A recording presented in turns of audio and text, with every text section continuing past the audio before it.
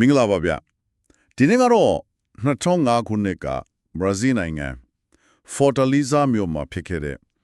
ဒီဘ ഹു ဘန်ငွေတိုက်ခန်းကိုလေမယုံနိုင်လို့ပြိဘာနာစွာကြံစီပြီးတော့ဖောက်ထွင်းခဲ့တဲ့ဖြစ်ရပ်ကြီးတစ်ခုကိုအတွင်းကျကျဆွေးနွေးကြည့်ကြပါမယ်ဟုတ်ကဲ့ဒီကိစ္စကတကယ်ကိုအသေးစိတ်ကြကြစီစဉ်ထားတာပါဟုတ်ကဲ့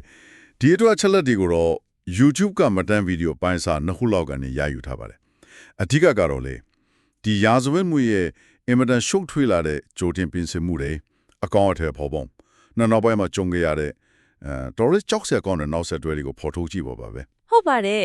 ဒီအကြံကစတာကတော့အလမွန်ဆိုတဲ့သူက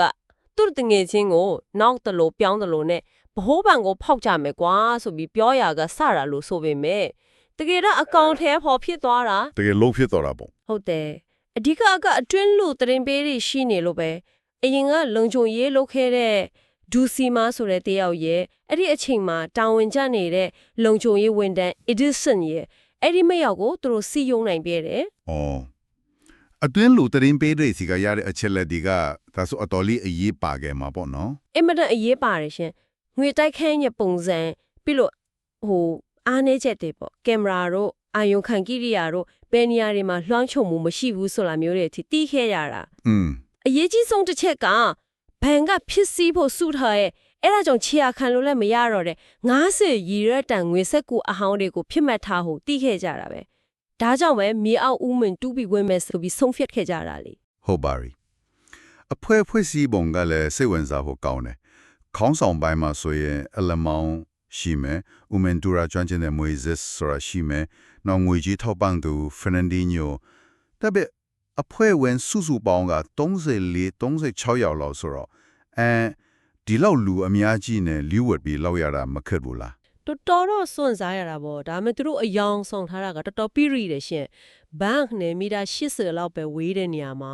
အိမ်တလုံးငားတယ်ပြီးတော့မြက်အတုရောင်းတဲ့ကုမ္ပဏီအတုတစ်ခုထောင်ထားလိုက်တယ်အော်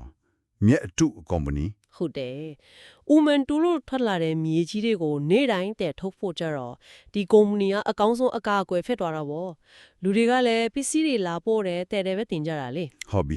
။ဥမန်ကိုယ်တိုင်ကလည်းတာမန်မိုးလာအောင်နော်။3လလောက်တူးရတယ်။မီတာ80နီးပါးရှိတယ်ဆိုတော့မြေကြီးတွေဘလို့ရှင်းထုတ်မလဲဆိုပြဿနာအပြင်ရေပိုက်လိုင်းကြီးကိုမာတူးမိတာရောဘာလို့လဲကြုံသေးတယ်ဆိုတာဟုတ်ပါတယ်အခက်ခဲတွေတာရှိခဲ့တာဗောဒါပေမဲ့အဲ့ဒီကြားထဲကပဲတစ်သားတွေတန်မဏိထောက်တိုင်နေနဲ့တီထားကာရန်ထားတယ်လီဝင်လေထွက်စနစ်ပါတယ်မီးကြိုးတွေတွေ့ထားတယ်စက်တွေရက်ကဖုံးလိုင်းတောင်ပါတယ်ဆိုတော့ဟာတော်တော်ခစ်မိတာပဲဟုတ်ကဲ့တော်တော်လေးခစ်မိတဲ့ဥမင်တစ်ခုဖြစ်အောင်ကိုတီဆောက်နိုင်ခဲ့တာဒါကသူတို့ရဲ့ engineering ဘိုင်းစွမ်းရည်ကိုပြတာတင်မကဘူးပေါ့နော်ဒီလောက်ကြီးတဲ့စီမံကိန်းအတွက်ဘလောက်အထိရင်းနှီးမြှုပ်နှံပြီးအချိန်ပေးခဲ့လဲဆိုတာကိုပါပြနေတာတာမန်ဘန်းဖောက်မှုတွေနဲ့တော့တခြားစီပဲဒီလောက်ပင်စင်ပြီးတော့မှပိတ်ရမှာအကောင့်ထဲပေါ်ကြတယ်ပေါ့7 mm လောက်ထူတဲ့ကွန်ကရစ်ကြံခင်းကြီးကိုဖော်ရတယ်ဆိုတော့လွယ်တော့မလွယ်တော့ဘူးအတန်တွေပါရီတော့ဘလို့ထင်ကြရတော့တမင်ကွယ်ထားပေးခဲ့တယ်လို့ဆိုတယ်ပြီးတော့ကင်မရာလွှမ်းခြုံမထားတဲ့နေရာတွေကိုလည်းကောင်းကောင်းအတုံးချနိုင်ခဲ့ကြတယ်။အတန်ကျင်နိုင်တဲ့အလုပ်တွေကိုတော့ဗန်ပိတ်ရမှာပဲလုပ်ခဲ့ကြတာပေါ့။နောက်ပြီးခိုးသွားတဲ့ပမာဏကလည်းမယုံနိုင်စရာပဲ။ခြေအားခံလို့မရတဲ့90ရီရဲ့တန်ငွေစက်ကူအဟောင်းကြီးချီးပဲ။စုစုပေါင်းဘရာဇီးငွေကြီးရဲ့တန်16 ဆန်နဲ့အမေရိကန်ဒေါ်လာနဲ့ဆိုတန်80 ဆန်နီးပါအလေးချိန်က 3.5 တန်လောက်တောင်ရှိတယ်ဆိုတော့ဒီလောက်များတဲ့ပမာဏကိုဥမင်နဲ့ကနေဘလို့များတည်ထုတ်သွားကြလဲမသိဘူးအဲ့ဒါကတော့လက်တွင်းလဲတွေစစ်တီးဆွဲစနစ်တွေသုံးပြီးတော့တည်ထုတ်ခဲ့ကြရလို့သိရပါတယ်အချိန်တော့အတော်ယူပြီးလွတ်ခဲ့ရမှာထိကြပါတယ်တကယ်ကိုအခွက်ကြစီစဉ်ခဲ့ကြတာပဲဒါပေမဲ့အရာအလုံးကသူတို့ထင်လို့ညင်တက်မနေခဲ့ဘူးပေါ့တနေ့လာနေ့မနေ့ဖန်ဝင်နှန်းတွေရောက်လာတဲ့ခါမှာတော့ဟုတ်တယ်လေအလုံးပေါ်ကုန်တော့ရဲတပ်ဖွဲ့ကချက်ချင်းပဲစုံစမ်းစစ်ဆေးမှုတွေစလုပ်တယ်အိမ်ငါးထားတဲ့နေရာကနေတဆင့်ဥမင်ကိုရှာတွေ့သွားခဲ့တယ်သူတို့ဘလို့ချေခံမိသွားတာလဲနောက်ပိုင်းမှာတဲလုံးကားတွေတော်တော်များများကြံခဲ့တယ်ရှင်ကုမ္ပဏီအတူမှပုံတင်တာလေသူတို့သုံးခဲ့တဲ့ SIM ကတ်တွေနောက်ပြီးငွေတွေတဲဖို့ဝယ်ခဲ့တဲ့ track ကားတွေအဲ့ဒါတွေကနေချေခံလိုက်တာ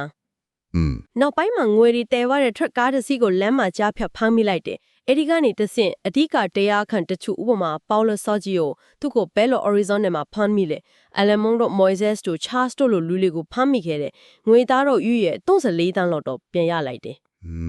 ဒါမဲ့ဇလန်းကဒီမှာမပြီးသေးဘူးပေါ့တကယ့်ကိုကြောက်စရာကောင်းတဲ့အလက်အပြောင်းကအဲ့ဒီနောက်ပိုင်းမှာလာတာဆိုဟုတ်ပါတယ်တကယ့်ကိုဝမ်းနည်းစရာအဖြစ်ဒီပါပဲဖောက်ထွင်းမှုမှာပါဝင်ခဲ့တဲ့သူအများစုဟာသူတို့ရလိုက်တဲ့ငွေတွေကြွန့်ပဲပြန်ပေးဆွဲခံရတာတို့ငွေညှိခံရတာတို့နောက်ဆုံးအသက်ခံလိုက်ရတာတို့ကျုံခဲ့ရတယ် ဟုတ်လား ဟုတ်တယ်ငွေကြေးထောက်ပံ့သူဖာနန်ဒီနိုဆိုရင်အကျင့်ပြက်ရဲရာရှိတစုရဲ့လက်ချက်နဲ့အသက်ခံခဲ့ရတယ်ပက်ဒရိုလောဆိုတဲ့တယောက်ကြတော့အကျဉ်းချင်းငွေညှစ်ခံရလွန်းလို့နောက်ဆုံးမှသူ့ကိုသူရဲလက်အပ်လိုက်ရတယ်အတွင်းလူအေဒီဆန်တောင်ကပြင်ပေးဆွဲခံရပြီးတော့နောက်ပိုင်းမှာသူ့ကိုသူအဆုံးစီရင်သွားခဲ့တယ် ဟာကြားရတာတုံလို့ဆရာကြီးပါလားဖောက်ထွင်းမှုမှာမပါခဲ့ရင်တောင်ကောင်းမယ်လို့သူတို့ပြန်တွေးမိလာကြတဲ့အထိဖြစ်သွားတာပေါ့ဒီဖြစ်စဉ်မှာအကျင့်ပြည့်ရဲဝန်ထမ်းတွေရဲ့ပါဝင်ပတ်သက်မှုကလည်းတော်တော်ထင်ရှားခဲ့တယ်ပေါ့ သိချပါတယ်ရှင်ဒီဖြစ်ရတစ်ခုလုံးကိုပြင်ကြည့်လိုက်ရင်လေအလွန်ရဲတဲ့နဲ့ကြံစီမှုမယုံနိုင်လောက်အောင်စိတ်ဆက်တီချတဲ့တင်စင်မှုတွေရှိခဲ့ပေမဲ့ပါဝင်ခဲ့သူများစုအတွက်ကတော့တကယ်ကိုကြေကွဲစေအဆုံးသက်တွေနဲ့ရင်ဆိုင်ခဲ့ရတာပဲဒါအဲ့ဒီအချိန်ကဘရာဇီးသမိုင်းမှာအကြီးဆုံးငွေသားလူရက်မှုကြီးဖြစ်ခဲ့သလိုနောက်ပိုင်းတော့တရားခံလီကိုငွေကြေးခဝချမှုတွေနဲ့ထောင်ဒဏ်ကြီးအီးမားမားတွေချမှတ်ခဲ့ရတယ် တကယ်တော့စဉ်းစားစရာတစ်ခုကသူတို့ဟာဖောက်ထွင်းမှုလုပ်ငန်းစဉ်အတွက်တော့အင်မတန်စိတ်ဆက်သေးချစွာပြင်ဆင်ခဲ့ကြတယ်ဒါပေမဲ့အဲ့ဒီဖောက်ထွင်းမှုကြီးပြီးသွားတဲ့အခါဘာဆက်လုံးမလဲရလာတဲ့ငွေတွေကိုဘယ်လိုစီမံခန့်ခွဲမလဲဆိုတဲ့အစီအစဉ်ပိုင်းမှာချိုးတဲ့သွားတာ